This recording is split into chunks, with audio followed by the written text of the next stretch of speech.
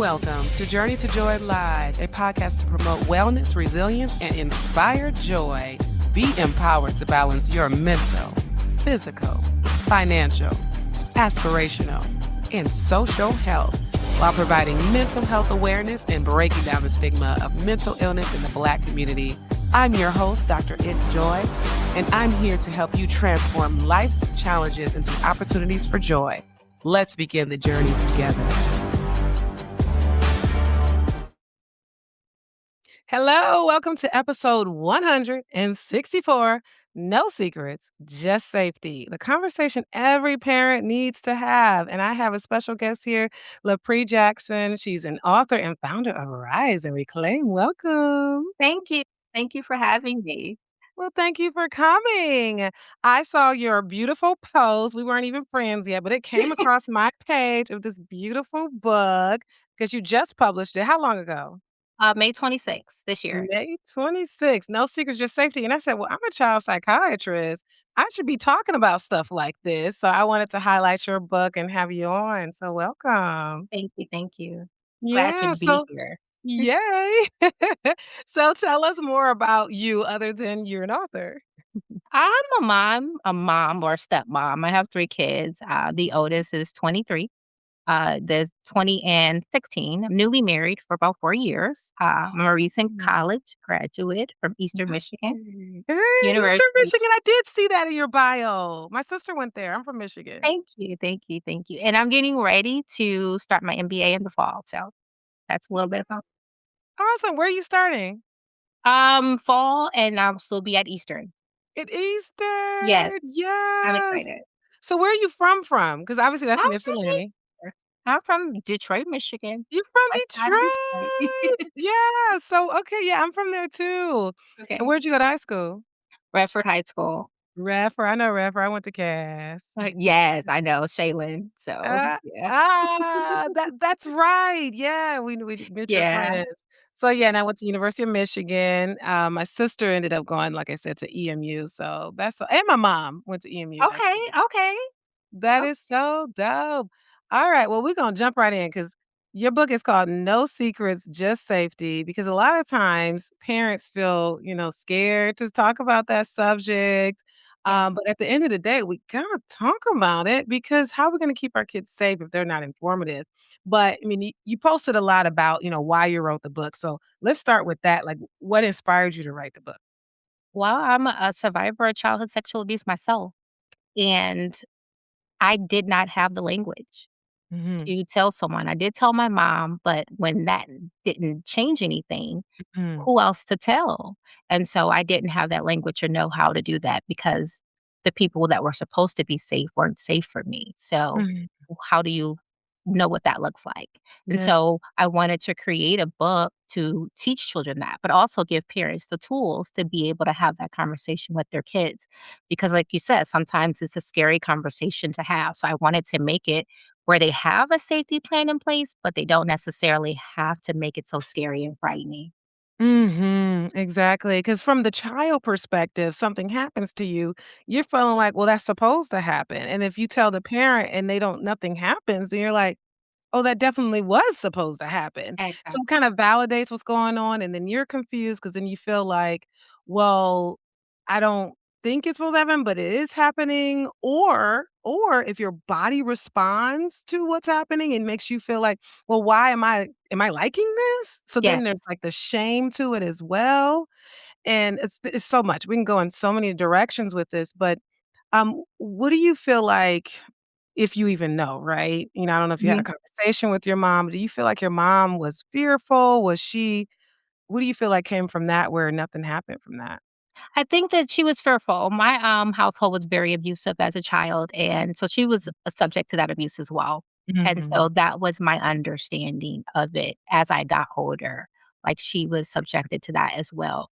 And, she was abused as well, so it's not she did what she Mhm. could. And so we walked through that path as far as forgiveness is concerned, so, Oh, yeah. that's awesome. What was that like? It was hard, it was a Yeah, long road, yeah. but I want my mother ended up having a brain aneurysm and a stroke in Oh, 2004, And Mm, so we weren't really able to have that conversation early on, but we've been mhm, walking through that here lately, and I'm glad that we have because we were able to talk about a lot of those things. mhm. What do you think about what they say forgiveness is for you, not for that person that you're actually forgiving? Absolutely. I think it's for both. I think the forgiveness also helped my mom, but it was definitely it made the weight lighter for me, and it Mhm. made me feel comfortable to be able to write the book, and I think that was one of the things that kind of hindered me because it's something I wanted to do for a very long time, but just didn't have the courage to do it. That's fair because, no matter if it's like one incident or if it's over time, you really have to process it yourself in order to put it down on paper. Because when you publish the book, people are going to be asking you questions like, oh, what inspired this? Oh, I went through it Yes. myself. And to be able to, and it's okay if you break down crying every time, but to be able to talk about it without breaking down every time, you Right, do have right. to go through that journey. And again, I see a lot of everybody across the lifespan. I see the kid who's just gone through it. I see the 70-year-old who's been battling it all their life when it happened as a kid. It hasn't even happened anytime recently, but they still go through it. So, what kind of journey did you go through as far as being able to get to the point to get beyond that fear of being able to write a book about it? I think the biggest thing was just, acknowledging that it happened Mm. and also realizing that it wasn't my fault, Mhm. and then really walking through therapy with that. My faith is very strong. I'm a Christian, and so those 2 things just really helped me walk through that path, of saying like, "Okay, I don't wanna let this pain be my identity." Mhm. And what can I do to make it meaningful and impactful so that no one else goes through this? But also Right. in regarding my mom, like, how do I give parents like her the tools to be able Yeah. to have these conversations or even know what to do should something like that happen? Mhm. I love what you said. I don't want this pain to be my identity. Yeah. And that's Journey to Joy Live. That's all what I talk about as far as like it's not just the little baby stressors of how to get joy when your tire went flat. I'm talking somebody died, how do I still have joy? I got Yes. a divorce, how do I still have joy? I have trauma, how do I still have joy? So it's like Yes. being able to twist that pain into purpose. It literally is what you just did with the book. Absolutely. Absolutely. I definitely believe that God is the God of all things. I call him the GOAT, GOAT, the God of all God of all things, GOAT. not the I greatest of know, all right? things.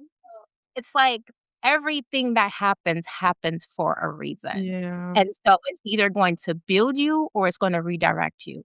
And Yep. so that's the place where I am at now. Everything that I've gone through, God, what have you put me here for? Why have I gone Yeah. through this? And I look for God in those things to see where he's calling me to. Yeah. And I don't know if you knew these questions would kinda direct I this do way. not.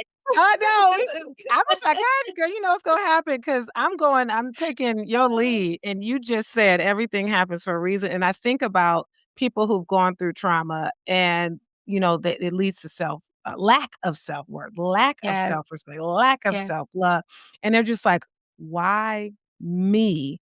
Or, "Oh, I suck, I'm stupid, I don't have what it takes to have a healthy relationship. People should walk over me." So it's like when you hear everything happens for a reason, for someone out there listening, like, so I got abused for a reason? Like, mhm. what, how, maybe what do you say to that person? Or how did you tell yourself that, get to that point? I get it. Like, that's what Yeah. the big like, I get it because I went through that for many years, but it's like when you constantly go through the cycle of this didn't work, that didn't work. Yeah. I still feel this pain. I'm still carrying this weight. I'm still having this struggle. Yeah. At some point, you have to realize that maybe, just maybe, every path started with someone going down it first. Mhm. And so, just maybe, if you're tired of this thing that has happened that you're carrying, that you're dealing with, Mhm. what did you need? What do you need? And so then Mhm. maybe purposefully you can create that if it Mhm. doesn't make fix this because apparently it didn't because Mhm. you're going through it. And so that's just the thing.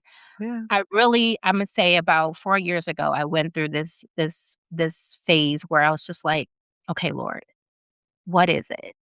I had just gotten married and my life fell apart. And it's like, Mhm. I've done all the work. I've done Mhm. everything that you asked me to do. What is missing? And so Mhm. sometimes it's the redirection, and I really feel like Mhm. that's what it was. I had this whole idea where my life was going to go, and Mm. It's God had always a that. different plan. So, It's always that. And that's what it is. It's like, what's the lesson out of this? It doesn't have to be a loss. Like, we're thinking about the wrong L. Let's think about the good L. What's the lesson out of this? And for yes. people who, I love that, everything happens for a reason. But for people who struggle with everything happens for a reason, it's like, well, it did happen. So what Yeah. is the lesson I can get out of this? How can I grow from it? Yeah. And so turning our pain into purpose, jumping into the book, that's important because Yeah. now others can learn from it. And also people I don't know if like is the right word, but people like to hear the struggle that someone has had because then they can relate and they feel like, "Oh, I'm not look at alone. that. I'm not alone." Mhm. Exactly. So you go through a lot here. Did you wanna kinda we want people to buy the book. Buy the book. I got it from Amazon. Where else can we find it? From my website, it's available on every platform. For bulk orders, you can reach out to me personally, but all of the links to get it in hardcover, ebook, as well as paperback, riseandreclaim.org. Awesome. Okay, so go to her website because we all know Amazon don't give enough, profit. Right. So go to her website, or if you love you some Amazon, come in a couple of days, go there and go there. We just still want you to buy the book. Yes. But like I said, we want people to buy the book, read the book, and read it to their children. So I Read it don't to want their you to children. exactly. So I don't want you to tell us everything in it, but kind of just take us through. What are they learning? What are the parents going to learn? So they're learning safe and unsafe touch. They're also learning how to identify trusted adults. There are some activities in the back of the book that I encourage parents to sit down with their kids and have that conversation. Because Mhm. what I find is that a lot of kids often don't necessarily know what a trusted adult looks like. And Yeah. so having that simple question, hey, if I wasn't here and something bad happened or something made you uncomfortable, who would you talk to? And Mhm. ask that question to see who they think is safe. And so you want a trusted adult to be someone that you trust, but also that they feel comfortable talking to. And I would say to have at least 3 people that you guys sit down and identify. The other Mhm. thing is speaking up, using your voice, saying no, saying stop, saying that doesn't make me feel comfortable, Mhm. and telling someone, not just if the first person doesn't do anything, telling the next person and tell until something happens, until something changes. Telling. Yes. Yeah. Yeah, and you also bring up in the book, if someone says, "Don't tell anybody or else I'm gonna do this," or Yeah. else I'm gonna hurt you more, or I'm gonna kick you out, whatever the threat might be, which is just awful, like, how dare you? Yes. But people do that. People make threats because that's how a thing keeps going. So you basically say, "No, no, no, that's not true. You should still tell." But of Absolutely. course, we know the fear that the child has. That's why they don't tell. How do we get beyond that fear? Having the safety plan in place that eliminates that opportunity for fear to set in. Mhm. And also telling them the difference between secrets and surprises. Mm. Surprises usually have an end date.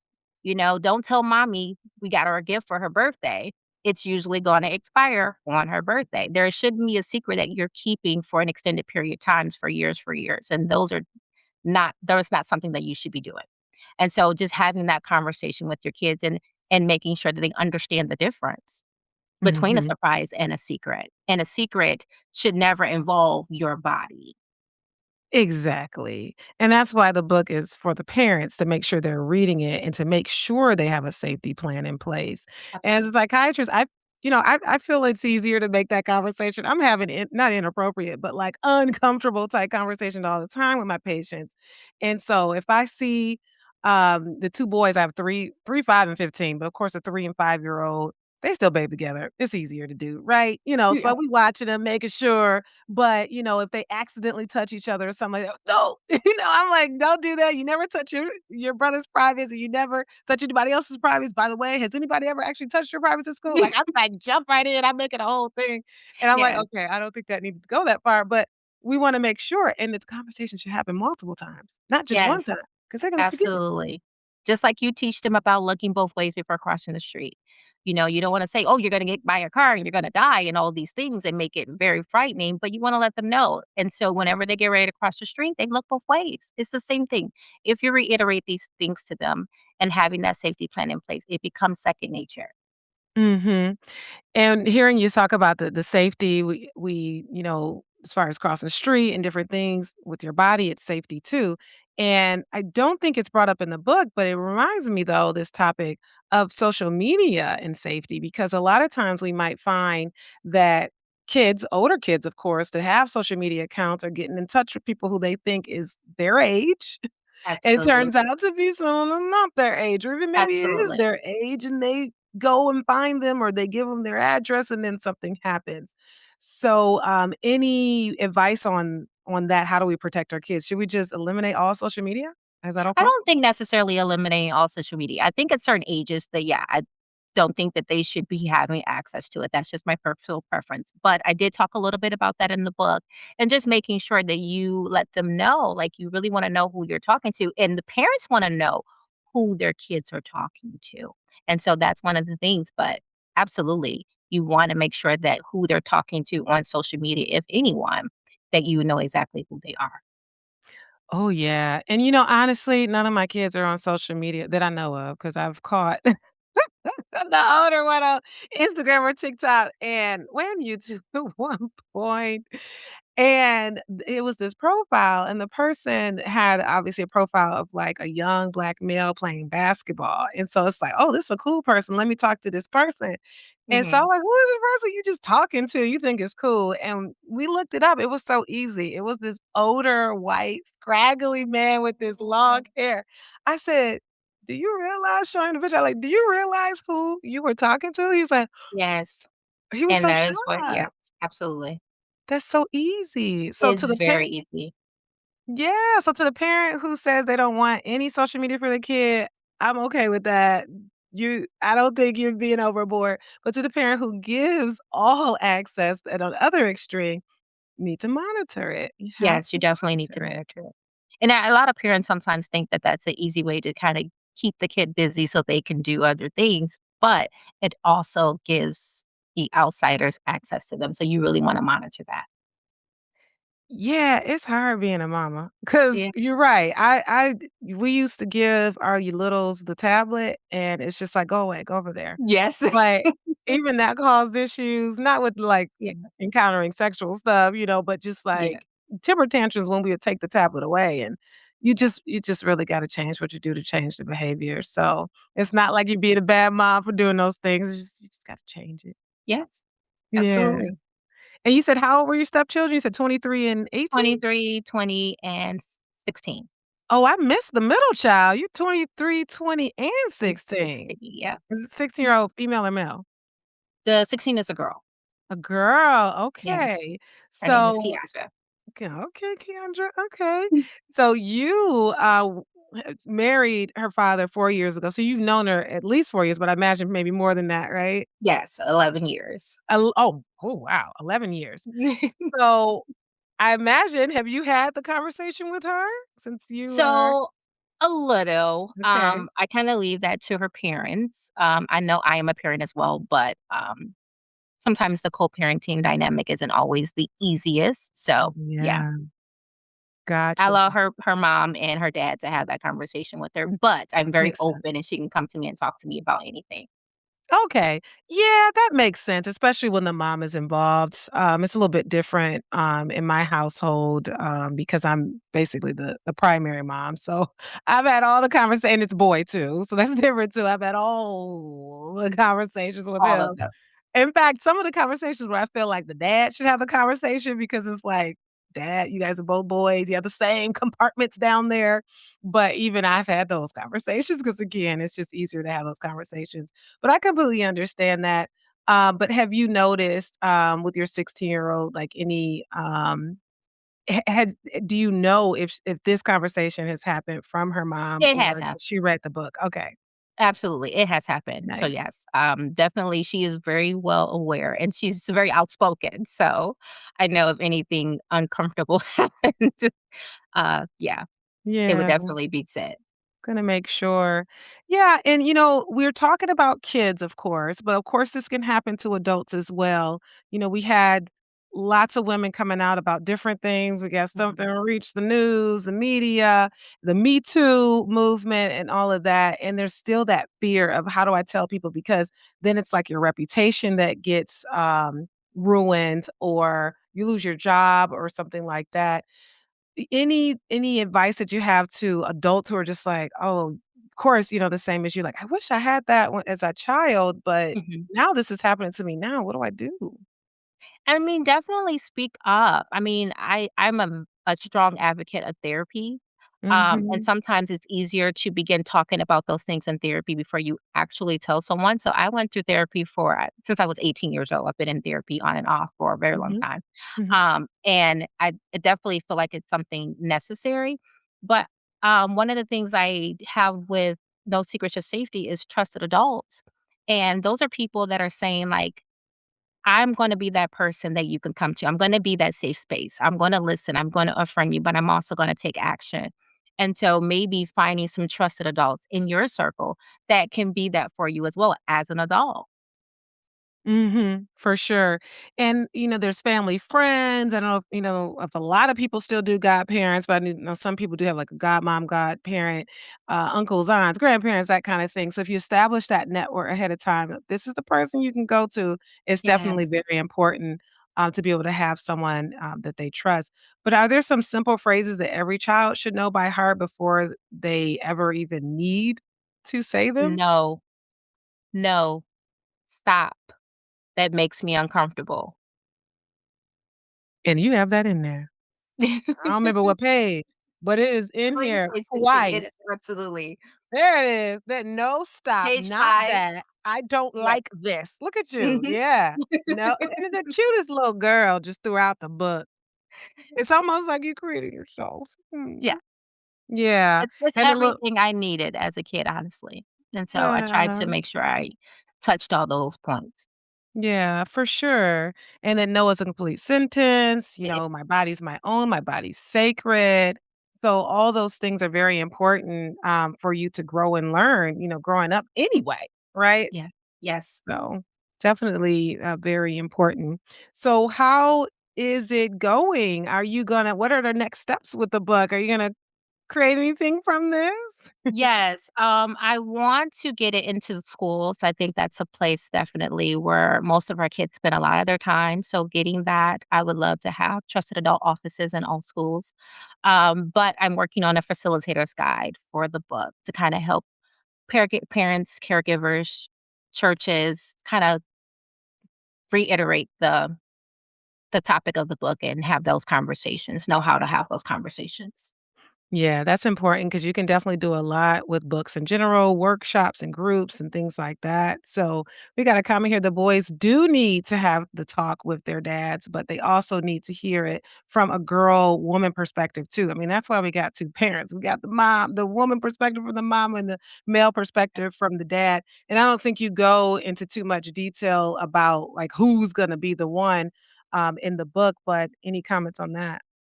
No, just have the conversation, Yeah. and the more people that are having the conversation with that child, you should be talking about it at home, you should be talking about it in school, you should be talking about it in daycare, you should be talking about it in church, so that it is second nature, like, they don't have time to allow fear to step in, they know exactly what to do. Yeah, for sure. So if you had just 60 seconds with every parent in America, what's that one message you'd want them to hear? Have the conversation and continue to have the conversation. And if they come to you, believe them, affirm them, and act and take action. You have to believe them. You have to believe them. And you have to set aside. You literally have to set aside your wishes and your feelings because I can understand how, say you're the mom and it's your child coming to you and they're talking about the man that you married. Mhm. And maybe that's not their dad. Maybe that is their dad, right? Yeah, There's that too. Or maybe it's your brother. You grew up with that brother. It's their uncle that did it. And so yeah, you're just like, my brother would never do that to you. The man I'd marry would never do that to you. absolutely. So it's so difficult from both perspectives, but that's why it continues to be a secret, and that person continues to feel like they can't trust their mom to tell them, or if it's on the father's end, the father saying, "Oh, no, my girl, my sister would never do that." Whoever it is, right? And Because that's why we it put our feelings. happens. That's why it happens. And that is my story. I did tell my mom and nothing happened. It actually got worse. And then I told her again and it didn't happen. And so for 12 years, I didn't say anything else to Mm, anyone. mm, And so you don't want a child to hold that, to feel like they can't say anything to anyone. So when they come to you, take action. mhm, Take action. mhm. You gotta take action. We gotta let that marinate. That is so important. Such a deep subject, but I'm so glad you feel so comfortable and brave and strong to talk about this because that's Thank what you. makes us not wanna go to therapy because 'cause we're just like, I don't wanna talk about that. I'm gonna cry. I'm gonna be Yeah. scared. I'm scared about what's gonna come out of it. What if it doesn't work? Am I a lost cause? These are all things I literally hear from patients, and I'm just, like, thankful that they're just even here to tell me that because that means Yeah. you came to see the psychiatrist. Absolutely. And, Absolutely. I say the worst side effect or the only side effect of therapy is that, yeah, the feelings are gonna come. But how long did it take, if you even have a quantity to it, for, you to be able to get to the point to talk about it? Um, I think over the years, I've just been talking about periods of things. I think here lately, a lot of things came up, specifically with my attacker. Mm, But with at 18, I started going to therapy. And at that time, I was very suicidal. mm, And so when I got about 24-ish is mhm, where I learned new coping skills on not harming myself or wanting to harm myself, but really dealing with what was hurting. And mm, that was the fact that I felt alone. I didn't have my parents. mm. And it was the weight of what happened and not being able to see a better way. And so now getting to the point where I'm walking through forgiveness with my attacker. Wow. That's a whole new it's very new. But I feel like it's necessary just because I'm 44 years old now. I don't wanna continue to carry that. That isn't my identity. Right, because when you carry it, like we were saying earlier, forgiveness is for you. First of all, you Yeah. look 34, but Thank you. but yeah, and the weight that gets lifted and, we were talking about forgiving the mom who didn't believe you, and now we're talking about forgiving the attacker, and that's so important. Yeah. I would never push that on anybody to do, but what kind of light did you feel after being able to do that? Or it sounds like you're still working through it. I'm still working through it, but, Mm, feel free. okay, That's the best way that I can put it. freeing. It's very freeing because whether they change or not, you don't wanna carry that like it's a badge of honor, like, it Mhm, isn't, mhm, mhm. and so and the only way for me to fully embrace where I feel like God is calling me, I felt like that was necessary. Yeah, it's And my attacker was my biological father. I was gonna bring up a scenario like that Yeah. because is he still alive? You said Yes. was. Yes, he's still Okay, alive. okay, and do you still go around him? No, but we're actually working through healing now. So, Yeah. he therapy sessions currently. Okay. 'Cause I had a friend who, same scenario, right? It was the father and went through forgiveness and still had a relationship with them. I mean, not a Mhm. intimate relationship, but a father-daughter relationship, and Yeah, things went well, and this person's very successful. And so there's this ideal of resilience too. yeah, There's the person who unfortunately, don't get the therapy, or maybe they get the therapy, but they just continue to carry that weight of, the lack of self-respect and that Yes. depression and suicidal thoughts, and they don't Yes. end up being resilient, or being healed enough to be able to be successful. But going back, because you did say something very deep there, you did experience the suicidal thoughts, and just I Yes. wanna point on that. We're about to go into September, that's Suicide, Recovery Month, by the way, but or Prevention Month. But that's another reason why we've gotta make sure we take care of our kids and have this conversation, because you get to the point where you're stuck between a hard rock and the wall, whatever it is, and you're just like, "Why am I here? I wanna Mhm. die. I wanna kill Mhm. myself." And then you're attempting and things like that. So it gets really serious, obviously. It absolutely does. I read looks at a study, and it said 1 in every 3 girls and 1 in every 13 boys are abused Mm, before the age of 18, mm, and 90% of those are by someone that they know. Yep, yep, yep, I know those stats. 90% are 90%. by someone that they know. Yep, yep. That's true, and I see it in my patients where it's, either a mom, a father, an uncle, a coach, someone that they know. So we also have to realize that the network that we build, that we have, our children trust, is that we can trust them. Because I'm not even gonna lie. On one of your pages, right here, my safe grown-ups, and it says mom, Uncle Marcus, grandma, school nurse, Miss Lopez, the teacher, and Coach Jamal. And I looked at myself, I said, "I don't know if I trust Coach Jamal." Like, But that but is that's why the you stereotype, have right? Right.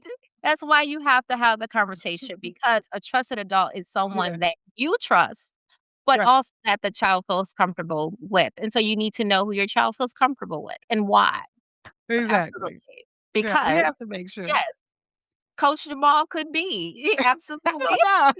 He looked nice, he looked nice. But just because that's a stereotype, like, that sometimes, it's the coach, but, we make light of a very serious, topic, Right. but, it's okay to not be okay, and Absolutely. because it went no victim blame or anything like that, if someone says, "Well, what were you wearing?" or "Why did you look that way?" or "You got drunk," or "You got drugged," or "You felt that, pleasure sensation," because 'cause I've gotten that too from Mhm. individuals where there's like, "Well, when my father touched up on me, I got aroused myself, so I thought I was supposed to do it." So it's like, that just means your body works. That doesn't mean you want it to happen. Mhm. Your body works, you're gonna get aroused, right?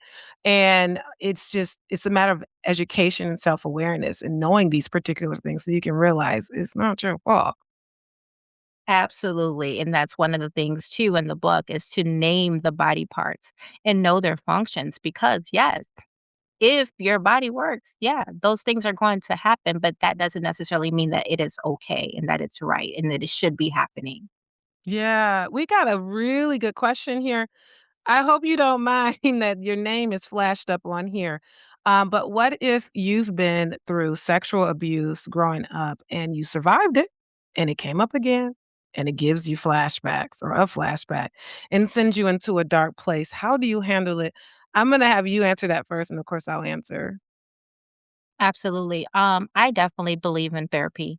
Therapy is a place where you can navigate all of those conversations, all of those feelings that you're having. What flashbacks are you having? Because I'm not a therapist or anything like that. I can only speak from where I've been and what helped me. Right. But if it sends you to a dark place, I definitely don't want you to go there. I want you to talk to someone that you can trust that's close to you, and, I would definitely say talk to a therapist. I mean, that has been my saving grace. Under God, that has been my saving grace. So, Yeah. definitely having that conversation and talking about it, getting it out. Thank you for answering that. And from the psychiatrist standpoint, the flashbacks and it coming up and avoiding places because it reminds you of what happened, or having nightmares, or being what we call hypervigilant, looking over your shoulder, you're easily startled. or sometimes dissociation, feeling detached from yourself, those are all signs of post-traumatic stress disorder. So it's sending you into a dark place, feeling empty or feeling numb or feeling like you don't want to be around people. PTSD can lead to depression. It obviously is a component of anxiety. So, how do you handle it? That's what Lapree said. Therapy.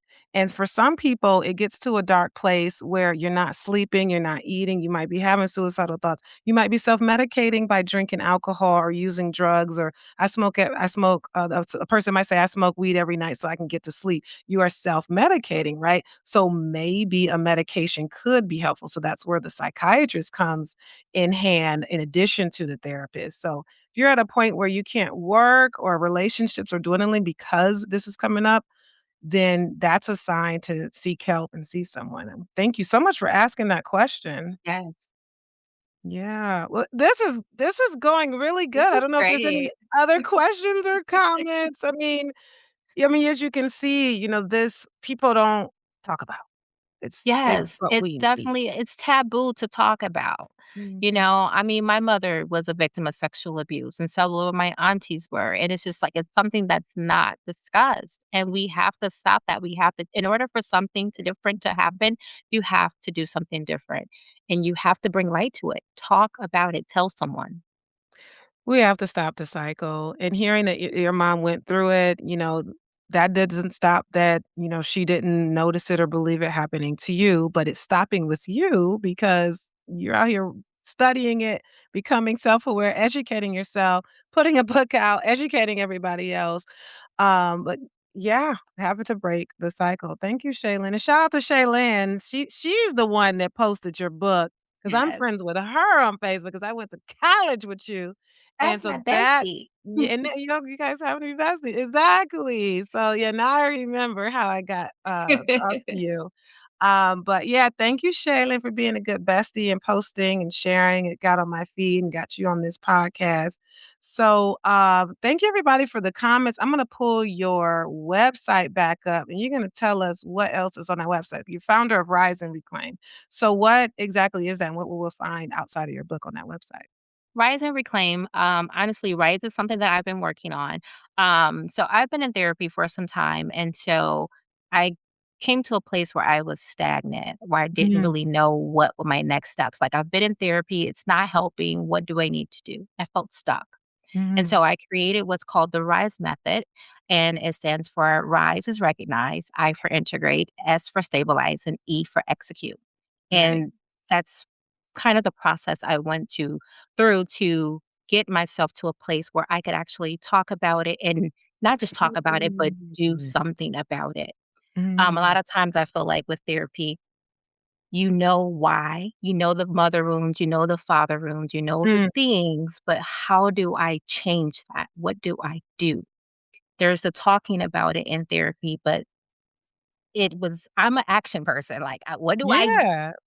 So Right. recognize the patterns, the things that rise up in you that affect you, the things Mhm. that to the things that you do. And then you want to start looking at those and integrating those and changing those patterns and Mhm. doing that with consistency. And Mhm. so that allows you to stabilize and then you begin to execute. So that is what I'm working on next. That's my method that I've kind of used to help me get from woe is me to how do I stop the cycle. And, outside Good. of Good. no secrets, just safety, I wanna get into every school and every church, and so I'm Mhm. working on a facilitator's guide to do that, and I also do coaching. So if Yay. you're looking for someone to kinda help you through it and walk you through it along with God and your therapist or one or the other, I'm your girl. So Love it. We gotta spring it into action, that's for sure. Because therapy that doesn't have homework and some, like, tips to get you behavior activation, activating what you need to do, that's really important. So, gotta love the coaches, that's for sure. You can find her at Rise and Reclaim Official, as well as The Real underscore Miss Jackson. Oh, I guess that's where we go to party over there. Okay. Well, anything else that we may have left out? No, I think we covered everything. No, thank you so much for having me. I really enjoyed this conversation and I want us to continue the conversation. Yeah, we do. Start the conversation, continue it, and break the cycle. Thank you so much for coming, and thank you everyone for listening. Thank you, Shaylin, for sharing everything and commenting. I will let everyone go now. Thanks for watching. This has been an Enjoy Life production. If you're in a crisis, don't hesitate. Call, text, or chat 988 for immediate support. Please note, this podcast is for informational purposes only and is not a substitute for professional treatment. If you're looking for therapy or medication management through Enjoy Life, visit www.drenjoylife.com to request a consultation. I'm licensed in 13 states. I accept Aetna in Georgia, Florida, and Virginia. Be sure to grab your copy of the Enjoy Note to help you on your wellness journey. Also, check out Inspire Joy for the wife, mom, boss to help you balance it all without losing yourself. Better yet, get the full Joy bundle for just $45. Remember, Journey to Joy Live is every Thursday at 7 p.m. Thank you for joining me, and until next time, may you continue to transform stress into joy.